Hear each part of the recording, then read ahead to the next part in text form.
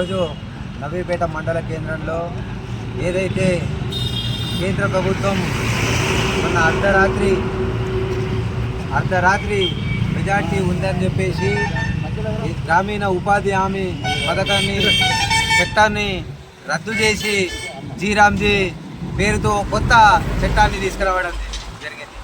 ఈ చట్టం తేవడంతో కాదు, ఈ చట్టానికి సంబంధించి ఆ రోజు 2005లో ఉపాధి హామీ పథకానికి తేవడానికి రూపకర్తలైన వామపక్ష పార్టీలు సిపిఎం, సిపిఐ, ఇతర వామపక్ష పార్టీలు 67 మంది ఎంపీలు ఆ రోజు మన్మోహన్ సింగ్ ప్రభుత్వంలో మద్దతు ఇవ్వడంతో ఈ బిల్లు రావడం జరిగింది. ఈ బిల్లు ఒకటే కాదు, గ్రామీణ ఉపాధి హామీ పథకం బిల్లు, అటవీ హక్కుల బిల్లు, సమాచార హక్కు చట్టం బిల్లు, విద్యా హక్కు చట్టం బిల్లు, ఈ 4 బిల్లుల్ని ఆ రోజు చేసుకోవడం జరిగింది చట్టాలని.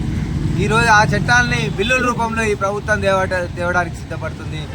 ఈరోజు బిహారీల మద్దతుతో కొనసాగుతున్న ప్రభుత్వం, ఇటు ఆంధ్రప్రదేశ్లో చంద్రబాబు నాయుడు కూడా హైటెక్ మంత్రి అని చెప్తున్నాడు తప్ప విజన్ ఏం విజన్ ఉందో అర్థం కాని విజను.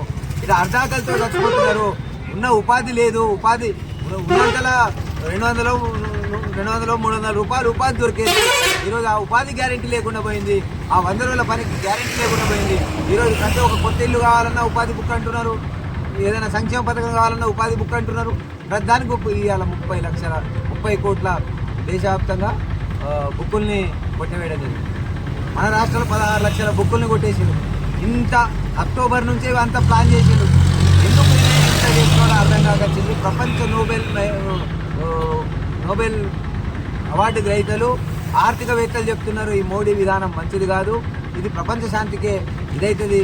ఏదైతే రూపాయి విలువ పతనమైంది 93 పైసలకు పడిపోయింది అని అంటే మన దేశ పరిస్థితి డాలర్తో పోలిస్తే ఏడున్నామో అర్థం చేసుకోవాలా. ఆర్థిక మాధ్యానికి దగ్గరలో ఉన్నాం.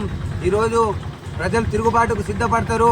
మేము గ్రామాన వెళ్తాం, గ్రామీణ ఉపాధి కార్మికులను కలుస్తాం, రైతుల్ని కలుస్తాం, ప్రతి ఒక్క కార్మిక వర్గాలను ఐక్యం చేసి నిరసన కార్యక్రమాలను తీసుకెళ్తామని చెప్పి స్ఫూర్తి అవకాశం